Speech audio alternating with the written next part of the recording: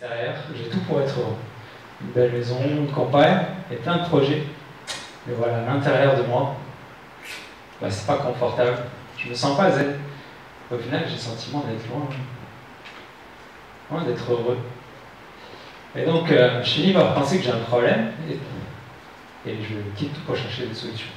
De fil en aiguille, je finis par faire un séminaire d'intégration émotionnelle. Ça va complètement changer ma vie. J'étais le bon ingénieur bien dans la tête, coupé de ses émotions, et là j'ai l'impression de mettre les doigts dans la prise. Et en fait, je me rends compte que je suis quelqu'un de sensible, qui s'était juste coupé de tout ça pour pouvoir se protéger. Donc, quand je questionne à l'intérieur, je me dis, est-ce que je reste là comme ça dans cette vie? Ouais, je sens pas d'énergie, ça fait peur. Et je me dis, ouais, est-ce que je pars à l'aventure? Je me sens plein d'énergie, donc je prends un aller simple pour Madagascar. Sans rien planifier à l'avance pour juste suivre mon intuition. Et ma première surprise, je l'ai dans l'avion pour Madagascar parce que ma voisine au début semble pas très avenante. Puis je décide de casser la glace quand même si je me prends un mur. Et au final, elle est super sympa et elle m'invite même à dormir chez elle quand elle apprend que j'ai mieux pas à dormir à 2h du mat'. Et comme Frédéric Lopez, il m'a toujours pas invité à son rendez-vous inconnu, j'ai décidé de me le créer. Et je me sens vraiment attiré par ces petits enfants qui ont presque rien, mais qui débordent de joie de vivre et d'enthousiasme. Je suis fasciné par le contraste avec la vie moderne. Donc j'y vais, et puis je vais passer 2 semaines au milieu du peuple Mikéa. Je vis comme si j'étais des leurs. Et quand ils me voient bouger comme ça, danser, en bougeant les fesses comme eux, ils sont surpris et morts de rire. Ils me parachutent au milieu de leur concours de danse. Et là, je ne peux plus passer inaperçu dans le village.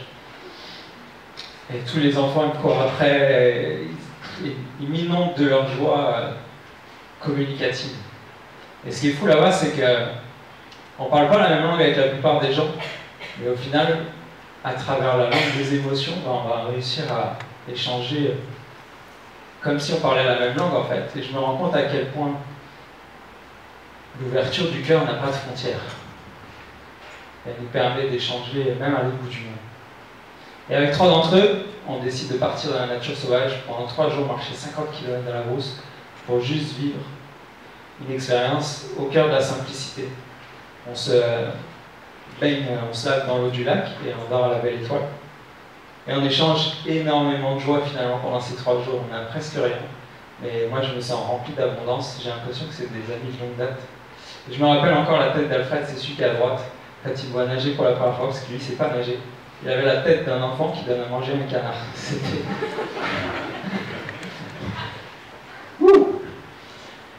Et avant de partir du village, je vais donner des cours aux enfants sous forme de jeu, et ça renforce encore tous les liens qu'on a tous ensemble. Et au moment de partir, ils sont nombreux à bien me faire sentir que je vais leur manquer et que je serai toujours le bienvenu. Et là, je ne peux pas m'empêcher, quand je parle, j'ai les larmes qui coulent sur mon visage. C'est tellement puissant et profond. Mais voilà, il y a la saison des pluies qui arrive à Madagascar et qui rend les déplacements impossibles, donc je décide de partir. Et là, je rencontre par hasard un Français qui part travailler en Thaïlande. Donc je regarde, tac, la météo a l'air sympa. Ma boussole intérieure me dit ok, donc j'y vais. Ça y est, je pars en Thaïlande. Et sur la route, je rencontre un gars par hasard qui part faire 10 jours de retraite de méditation vipassana. Là, ça tombe bien, moi ça fait longtemps que j'avais envie d'essayer. Et puis il y a une place qui se libère la veille de démarrer, comme si c'était fait pour moi.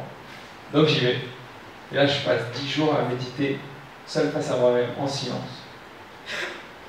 À la fin, j'ai bien compris que j'étais pas un être solitaire et que partager des émotions au cœur ouvert, ça me manque.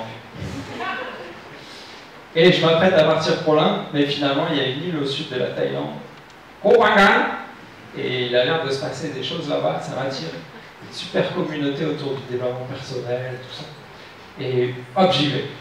Et ce que je pensais être un détour d'une semaine, ça va finalement se transformer en un séjour d'1 mois et demi, parce que j'arrive plus à partir. C'est l'île des extrêmes. D'un côté, il y a la full moon party, où 30 000 personnes se rejoignent sur une plage pendant une soirée pour faire la one. Et de l'autre côté, il y a tout un pôle avec des écoles de yoga, de tantra, de développement personnel. Et c'est l'orgie. C'est l'orgie de rencontres vraiment profondes qui me permettent, vraiment nourrissantes, qui me permettent de faire le tour moi-même en faisant le tour de cette île vraiment paradisiaque.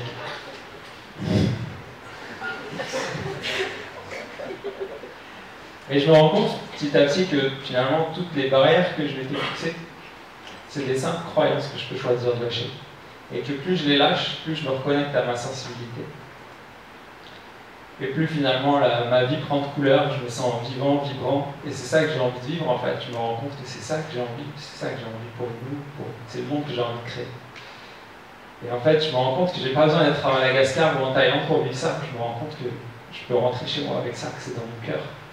Et qu'à chaque fois que je me reconnecte à mon essence profonde, que je me rends vulnérable et que je dépasse mes peurs, ben, je peux avoir des connexions comme ça profondes, comme j'ai eu pendant tout ce voyage. Et ça, c'est super puissant. Et la Terre, finalement, a été explorée en long, large, en travers. Et j'ai le sentiment que les Christophe Colomb de demain exploreront le continent. Même ceux d'aujourd'hui explorent le continent intérieur, finalement. Et j'ai envie d'inviter tous ceux qui le veulent à nous rejoindre.